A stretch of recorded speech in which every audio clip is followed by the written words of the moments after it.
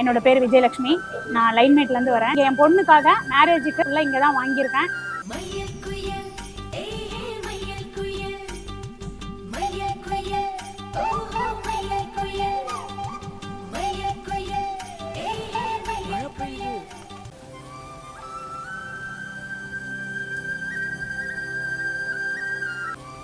நம்ம நால் ரோட்டில் இருக்கிற சுமங்கலி ஜுவல்லரிக்கு கிட்டத்தட்ட நான் 25 வருஷத்துக்கு கஸ்டமர்னு சொல்லலாம்.